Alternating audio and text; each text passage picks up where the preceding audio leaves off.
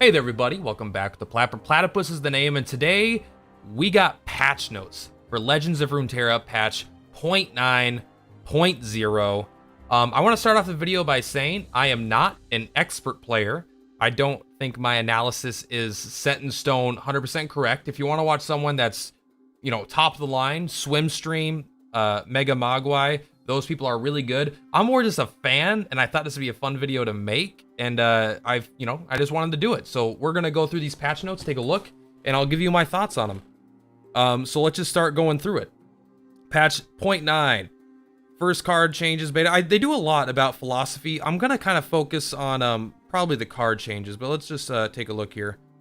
Since this patch includes the first balance update to the beta and many players' first balance update since starting Legends of Runeterra, we like to briefly recap our goals and how you can expect to see them manifest over the several patches that happen between new card sets. Okay, so here basically they're saying these are their goals. They say that some of them are high-level aspirational targets for long-term efforts. Every champion should have a deck where they're the best fit, and their dream, I assume leveling up or like getting the most out of the card, could be realized. So like obviously we could see that, and I think basically all the champions right now, I think the only champions that may not have this, it's probably only one. It's probably Crystilla, I think is her name. The Shadow Isles. I mean, Shadow Isles is super buff, but the Shadow Isles, the 4/2 that binds to something, and when like she could breathe things back, it just too vulnerable and very, very hard to keep alive. So I don't know, they have a deck that they're best in, but it's just weak, and I don't think that the dream can be realized. So, but other than that, like everyone, you can see, obviously Shen, Yasuo, Hecarim, like they all have obvious decks they go into. Even Anivia, right? Having 6 Anivias is like the dream, and it's possible. Non-champion cards should have at least one deck where they're a good option. That's a little iffy to me, I think. Because from Magic to Hearthstone to, I'm sure, other card games, those are the two big ones. There's a lot of cards that are, quote unquote filler cards, right? They're there for limited formats. Magic especially is built around drafting. So there'll be 5 mana 4/4s you would never put in a constructed deck, but it's there specifically for like a limited curve filler or, really overpriced removal or, slow speed things. Like, so they have purposefully underpowered cards for limited formats.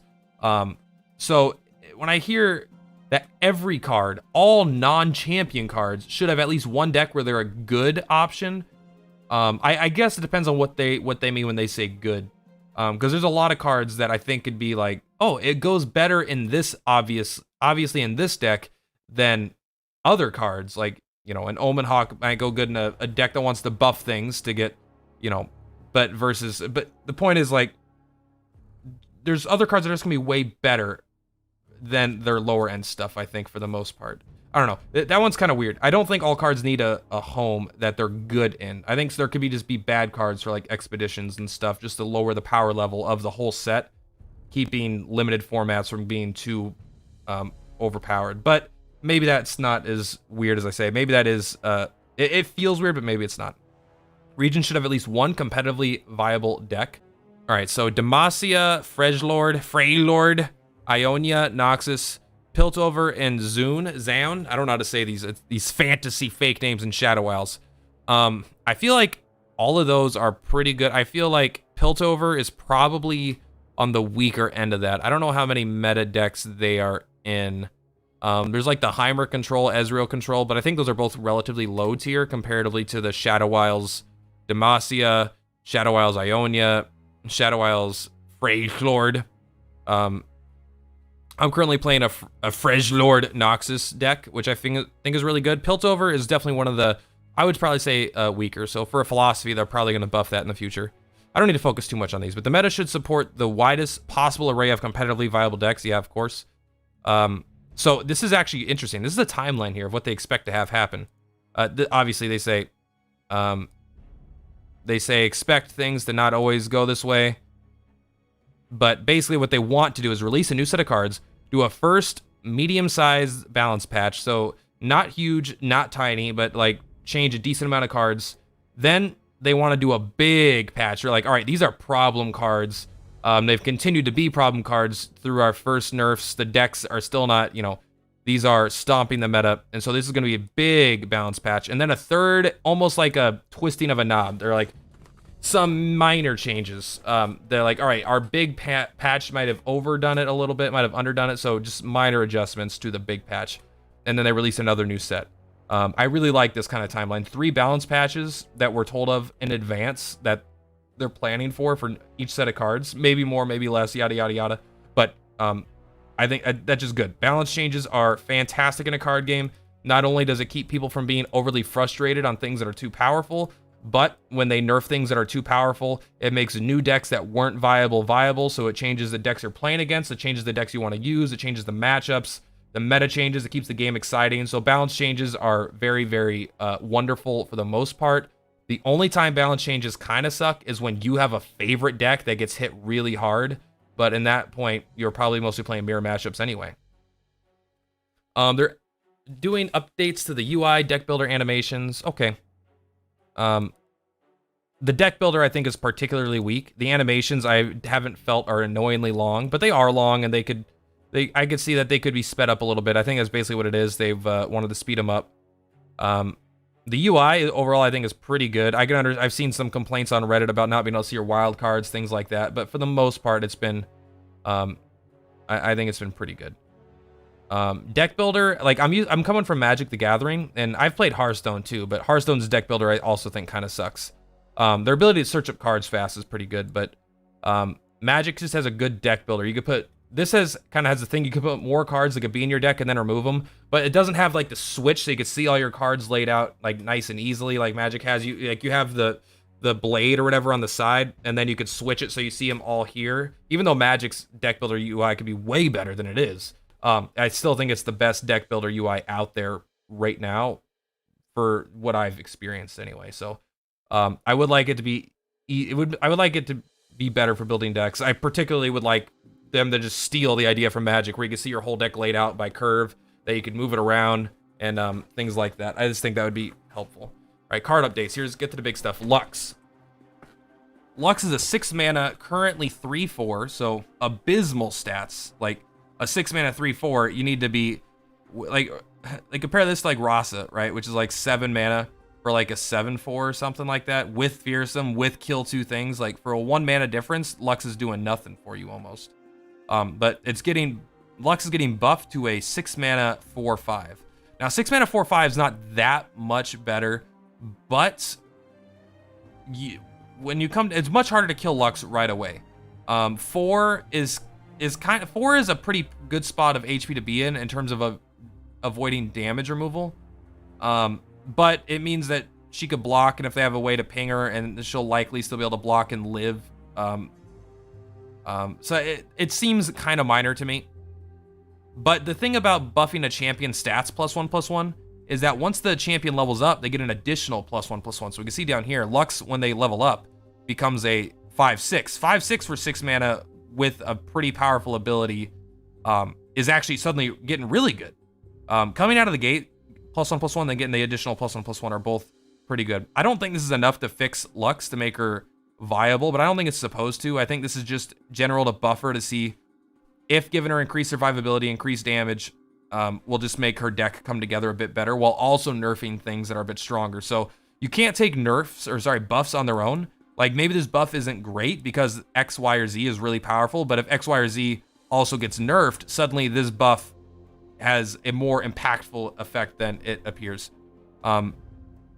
So Lux, I think the main issue with Lux is she needs to see you cast 6 mana in order to level up the first time. I know 6+ mana is really cheap, but when you play Lux like on 6, you have even if you have 3 spell mana, like you would have to go that card, the burst card that it's 3 mana, refill your spell mana, then put a random spell. If you could have like 2 of those, you could get Lux right away. But having Lux need to survive, it's like, at least if like, the thing is, you're comparing this, for me, I'm comparing this to Heimerdinger, because they're both, in, I think, similar spell decks.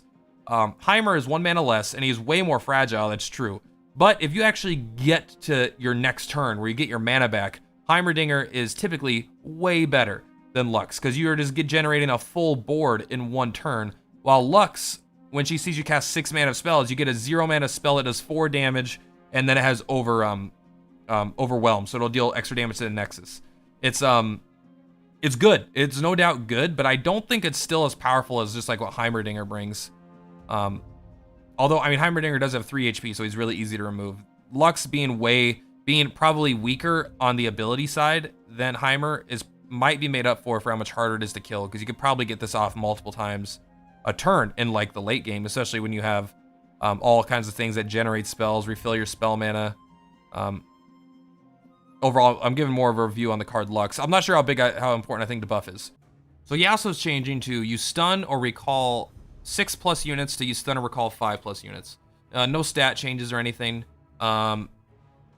It's actually, I think that's a bigger deal than it sounds like. That sounds small, but a lot of these, again, these are small tweaks. In a card game, small tweaks could be very, very profound depending on, you know, what they are.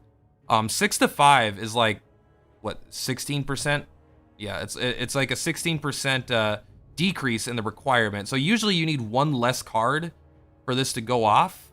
In general, there are some things that maybe could target multiple things, but overall, I think this does make Yasuo just a bit better. Yasuo's leveling up faster, being able to play it when it has 4 HP is just better in general. Like I've talked about it a lot, 4 HP is a lot harder to deal with than 3. And I think this is a relevant buff. And I think Yasuo might be better.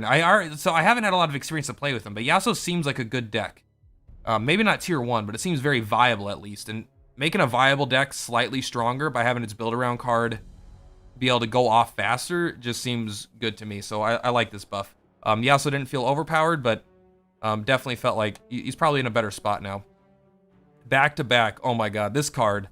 6 mana. It's going from 5 to 6. Like, any nerf to this card, I think, is appropriate. I don't think it's one of the biggest trouble cards, but it's so many burst spells. Getting +6/+6 for 5 mana at burst speed so you can't interact with it is just so hard to... Like, once you get better at the game, you can play around it a bit more, but while you're learning, this card is so punishing. And especially in something like Expeditions, where you don't have any idea how many copies they could be running. You're not sure when to play around it, when to not. So 6 mana, again, is a small nerf, but it does... Like, 1 mana in card games is huge. That's a turn later a lot of times. Or it's like now that when they were going to play this card and this card and have the exact amount they needed, now they can't play that and that in this turn. They have to play a 2-drop instead of a 3-drop. So they have a weaker board if they want to play this, or they have to put this off for a turn. So 1 mana cost differences are pretty huge. And I like this. Yeah, I think this card was a little too powerful. Arena Battlecaster. This card I actually think is interesting because it's like a really good card. Health went from 1 to 2, but 1 health is brutal in the current state of things because everyone's playing, you know, the Shadow Wilds deal 1 damage to someone, a 1/1 spider. So a 2 mana 2/2 attack, give other battling allies +1/+0 this round. This card is just a great aggro card now, I think. Now that it can actually survive, they can still Vile Feast it and then block it with the 1/1 to deal bolt damage, but suddenly now they have to dedicate the entire card instead of half the card to kill it and then get an additional block for something else. So 1 to 2 HP is always a really significant buff right now in the current meta. And I think that, yeah, I think this is overall good. Plus, a lot of people are playing that Withering Whale card as well. So, good nerf. 1 HP to 2 HP is good. I don't know if the card's going to be super relevant, but 1 HP definitely wasn't. I could see this in a go wide deck being relevant. Especially if you're playing it with overwhelmed things, because then the extra 1 will always be going face anyway. Even if, because if this attacks, this has to attack to get the ability. And when it attacks, it's likely going to die. So you either want to play it in something with like Frost to keep it alive, or you want to play it in something that's more aggressive that is just trying to blow up their stuff. And the fact that this dies doesn't matter because it gave your board +4/+0. And so then, yeah, it's interesting. I do like that buff. Crimson Curator. Health is going from 2 to 3. When I survive damage, create a random Crimson unit in your hand. I don't know if this card's remotely good. A 3 mana 3/3. Does not seem good. It does generate random cards. I guess it depends. This is a card I haven't seen played at all. I guess it depends on how good the Crimson units are. If you get more Crimson Curators, you're not excited. But if they get better than this, it could be good. But maybe for an aggro deck with a Vladimir, being able to just generate more threats to keep throwing your mana on is good.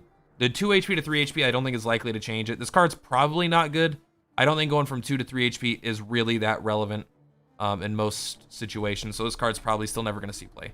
This is the nerf I was hoping for more than anything. Deny. I love Deny. I think Deny is a good card and it should be in the game. But 3 to 4 mana, I think this is a perfect example of a very profound change. Sorry, a very simple change that has profound effects. 3 to 4 mana means everything about this card is harder to do. It's harder to deny a deny. Gets, very, very expensive. Especially if you're holding 2 denies. Holding 8 mana is a lot harder than holding 6 for a lot of things, especially if you're trying to weave in things to do as well. But most importantly, the fact that this means you can no longer just hold your spell mana in order to play deny means that this card becomes so much more clunky for aggro decks. There's so many elusive aggro decks that love running deny because if they miss any of their curve and they just hold up 3 spell mana, then they get to, resist Ruination, Avalanche. They get to stop these board wipes later. So control was kind of dead in the water. And so deny is still really powerful for those decks. Like if you're going up against control deck, you're still gonna want deny. But now when you're going up against a lot of other decks, the fact that you have to choose now between playing your best minion in your hand, the curve, on turn 4, play your 4-drop, versus playing a card a turn late, playing your 3-drop just so you can hold this up just in case. So you're burning a mana potentially if you don't need to end up using this. And you're playing, so it just makes it clunky and hard to use for aggro decks, which I think is a good change. It's not that much of a nerf for control decks. Denying a deny is a bit harder, but again, it's not. I think this is mostly a nerf that will affect overly aggressive low to the ground decks that are able to protect themselves from board wipes and removal without having to sacrifice any of their tempo, essentially. So very, very good nerf on deny. Thank you very much. Inspiring Mentor. This is actually the most interesting nerf, I think. It used to be a 1/1, 1 mana 1/1. Play, grant an ally in your hand +1/+1, but now it's grant an ally in your hand +1/+0, and he went from a 1/2. So it's actually it's weird. It's not really a nerf, not really a buff. I would call it a nerf overall, but he becomes a better blocker against other things, right? The 1 extra point of health does help. It doesn't get picked off by quite so many things. 1 to 2 is always a good amount. But the +1/+0, he took the health from his ability and gave it to himself. So this is a lot worse on a lot of things in general, but a lot of things it's still really good with. It's good with Zed, it's as good as anything with quick attack. It's as good with as it was ever. It's way worse with elusive units for the most part because it makes elusive units remain inside the killable range much easier. It's harder to buff, and HP is really good in this game, I think, for the most part, especially on elusive things where you have to use removal to get rid of it. So I don't think it's necessarily as much of a nerf as it looks like. I mean, it is a nerf, I guess, because you don't care about the 1 mana 1/2. You're playing it for the ability to buff something in your hand. But it's interesting because it hits very specific things, I feel like, instead of things in general. I think it particularly hits elusives. It doesn't really affect quick attack. It's still good if you have Noxus, I suppose, in your deck, and you have that card that draws you cards for every 5 strength ally in play. So, I mean, there's still a lot that synergizes with having high attack. So, this is a card that actually might see more play in maybe a Noxus deck or just overall quick attack or aggressive strategies over elusive. I like it. This card could definitely use a buff. I think it's a fantastic card that just didn't see play because it's expensive. 5 mana 3/3, give an ally in hand +3/+3. A 5 mana 4/4 just feels a bit better overall. I don't think it makes it overpowered. I don't think it makes it broken. I do think it makes it viable. Again, 3 HP to 4 HP means suddenly they're not going to be using Black Spear. They're not going to be using Get Excited alone anyway. So it blocks better. It attacks better. It still buffs. I think this card is probably been pushed into being much more usable depending on what you're going for. I don't necessarily think these go in the same deck always. Hand buffing is good, but this is a much bigger buff on a specific target later in the game, so you kind of want a game-winning buff instead of something that's just pretty synergistic. This can go on any random thing and still be pretty good. This is really good on anything, but I feel like it's definitely more build-aroundy. This is a nerf that I think everyone wanted to see. 4 mana 2/2. This was a 4 mana 2/3, with lifesteal and elusive. So this thing just kept you in the game forever. You'd be able to attack, keep healing your Nexus, like turn after turn, it would block. Sometimes this would heal you for like, you know, 4, 6, a lot. It would kill things and deal damage. It did a lot for 4. For a 4 mana 2/3, it doesn't seem like it would be that insane, but it really, really is powerful. Especially if any kind of protection or support, or if you're not playing it against an elusive deck, this thing just keeps you in the game while constantly slowly killing the opponent. So this, yeah, I'm happy to see this card nerfed. I think they could have nerfed other elusives as well to be a little bit weaker, but this being down, it's still like it's going to be everywhere. But 2 HP is like, is 2 HP even that much easier to kill? I don't know. Not really, but it does put it in range of some more things. I don't think the card's going to see necessarily less play just because of that, though. Commander Ledros. This might have been the most requested nerf in the whole game. So let's see here. So it went from cost 8 to cost 9. I think that is fantastic. It is a little too cheap for winning the game. Power went from 8 to 9, so he actually got a buff at his attack. His old text is, cut the enemy's Nexus health in half, cut the enemy Nexus health in half, rounded up. Okay, so basically, he cuts your health in half, but he doesn't really do that. He deals damage equal to half your remaining Nexus health, and it would deal damage, meaning if you're at 1, it brought you to 0 and killed you. The way this is worded, cut the enemy Nexus health in half, rounded up. So I think this means if you are at 1, it will no longer kill you. I assume that's the point of the change. It's either a clarification. I don't even think it says here. But yeah, so I think they probably changed it. So if you're at 1, it can't take you below 1 to kill you with just this play effect, which is fantastic. The fact that he's cost 8 to 9 is double dipping because this is a card that comes back again and again. It's hard to play multiple turns in a row, right? It becomes much harder. It's like their whole turn now. So they have to wait a turn later, and then if they want to replay it, it's still really expensive. It's still like their whole turn. So I think this is actually much more in line. The fact that it can't kill you if you're at 1, so if you're able to consistently stop it, you stay alive. And the fact that it's just much harder to play every time they want to play it, I think is good overall. So still a fantastic card, game-winningly powerful. I think these nerfs are definitely slightly more in line with the power level of the set overall. And this is his blade, same thing. It's just saying that he has a skill. They did add that. I bet we'll get to it, though. We'll get to it. Rasa the Sunwear went from 7 to 8. That's fair. I think Rasa is a really, really insanely powerful card, but I don't think it was as powerful as Ledros overall. 1 turn later, again, makes it harder to do with like Glimpse from Beyond or any kind of self-sacrifice thing that you're initiating, followed by a Rasa. You know, a turn later is a big deal, just in general. So yeah, it's just a good nerf. I don't know how else you would nerf this to be significant. Maybe the stats should be a little bit lower. Maybe the fearsome should go. I don't know why this needs fearsome. I understand it's a very, very scary boy, but I don't think it really needs the fearsome on top of the effect that basically clears the board.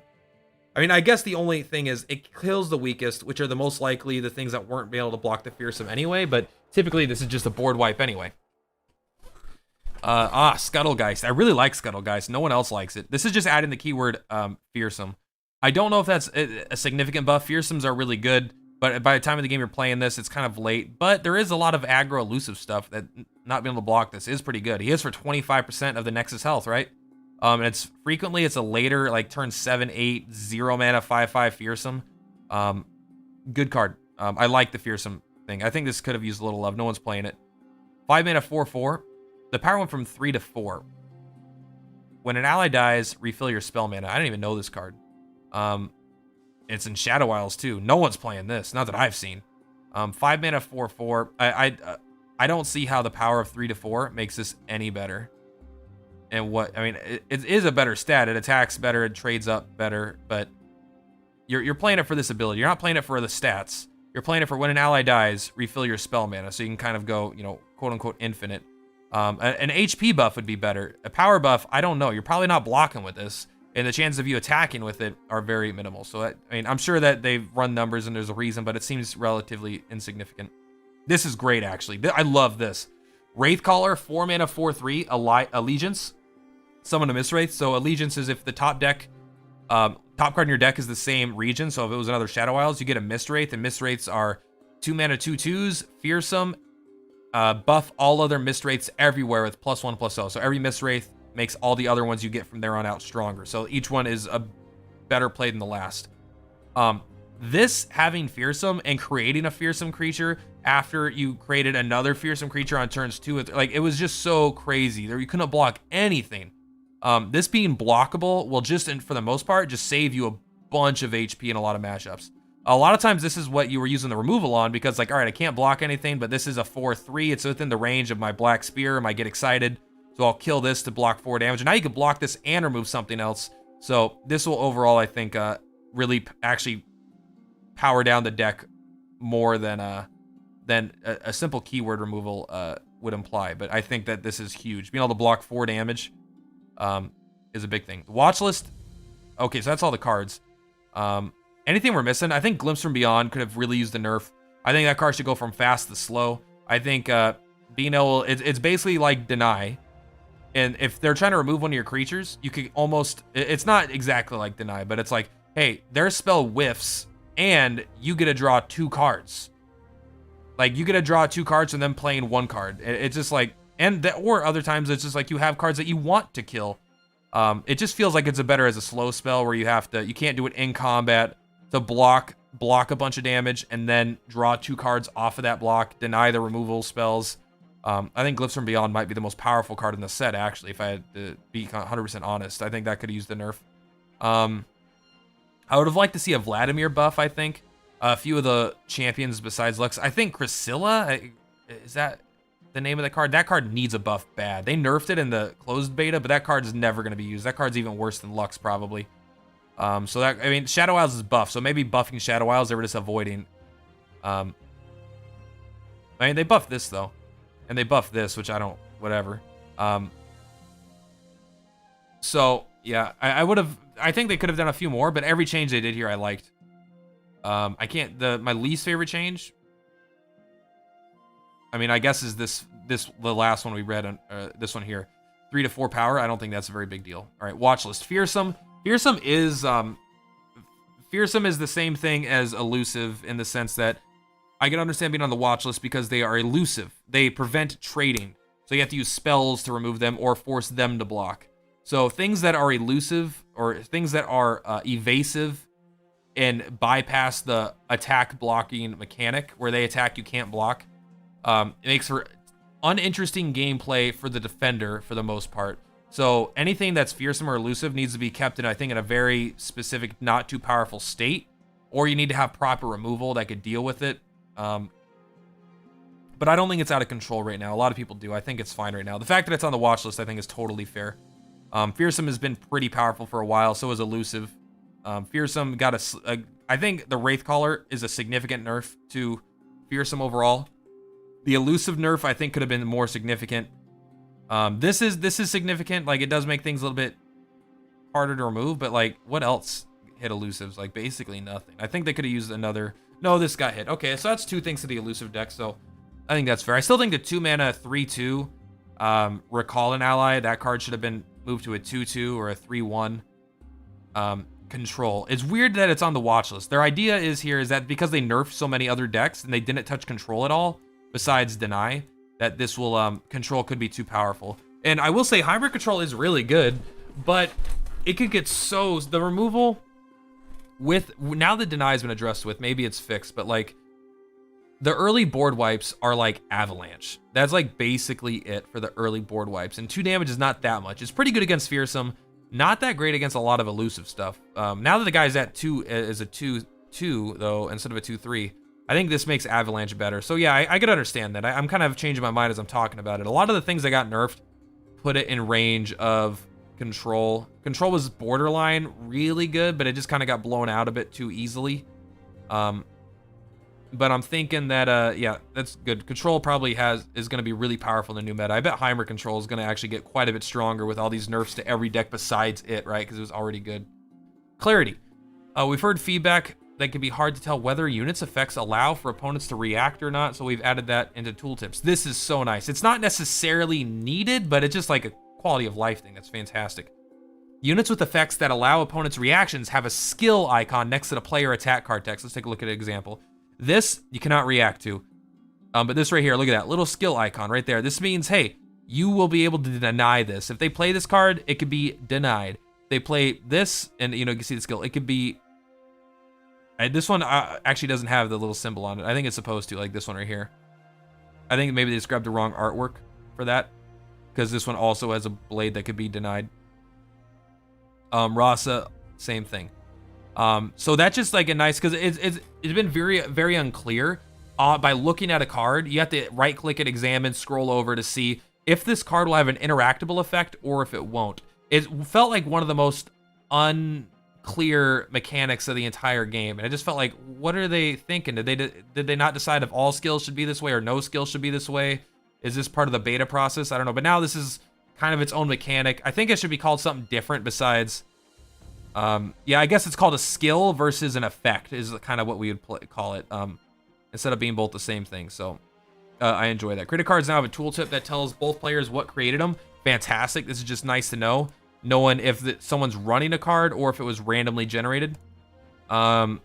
Archetypes, honestly, I don't know anything about expeditions. I just play my weekly one, and I usually do pretty bad. I'm much better at constructed than I am this. So I'm just going to leave this to you guys to watch someone that actually knows what they're talking about. EXP rewards for end of trial EXP rewards. So they're nerfing the EXP? No, they're moving 500 EXP. Well, let's see. 0 wins is going down. This is going down. This is going down. This is going down. This is down. This is down. This is down. They're all down. Never mind. Yes. Okay. All right. So I guess people are just getting too much experience in expeditions. I think because it's inherently an easier format than drafting or arena in Hearthstone, or you know, drafting a Magic. Not because it's necessarily like the play. You know, you still have to beat players and stuff, and there's still a skill set there, of course. But because you could win 50% of your games and come out at the top of the leaderboard, because you could win one, lose one, win one, lose one, win one, lose one, win one, lose one, win one, lose one, still, and get to the end. You can't lose 2 in a row. 2 in a row and you're automatically out. But being able to lose your first game after every win means you just have a lot more games to win. So you don't need to go that much. You don't need to go as high above a 50% win rate to get to 7 wins. So I think inherently that just makes it an easier mode to get 7 wins in. So probably nerfing the experience if they thought it was too high is fair. The complement of this change, we're tweaking daily adjustments wins to PvP XP. So 100 in expedition, so we're getting 200. Wasn't it at 400 before? I thought it was at 400 for your first one and it went down. Maybe you get like a first one of the day, but maybe then it's at 200. Full experience, no change. So you're getting full experience for 1 to 15 wins now. So this is just, you get more experience if you play a lot. And I think for losses, friend challenging, they're trying to punish those people that are just trying to trade wins. You can still trade wins for 5. And you get 0 for losses, though. That's actually kind of annoying. The fact that people are grinding experience means if I play with my friend and he goes like 4 games on me, or I go 4 games on him, only one of us is getting experience. We can still complete quests and stuff, but it's kind of annoying. But it's not like that big of a deal. It's still better than all other card games where it lets you do quests. FPS options, miscellaneous, deck builder improvements. Mana curve now indicates the number of cards at each cost. Bug fix for max card count. Okay, that's cool. Deck import and export now copies from to device clipboard. Sure. Minor visual polish and readability improvements. Cool. Board visuals corrected. Repeated texture. Okay. Master tier rankings are now more fluid based on master players that are performing against each other. Blah, blah, blah. Claimable rewards on region roads are now more strongly highlighted. Sure. Patch sizes generally decreased. Friend challenge stability improvements. Store now marked with a badge when new content is available. And bug fixes. I haven't really run into any bugs. Okay. So yeah, there we go. That's it. What do I think about the patch overall? This is the first balance patch. Hugely happy with this first big patch, actually. Much more than I would expect. They addressed most of the problem cards. They addressed 100% of the problem decks, I would say. And they buffed a few of the things that could use it, maybe not hugely. I'm excited to see the Yasuo buff particular. I'm definitely going to be making a deck about this soon once I get the weekly chest.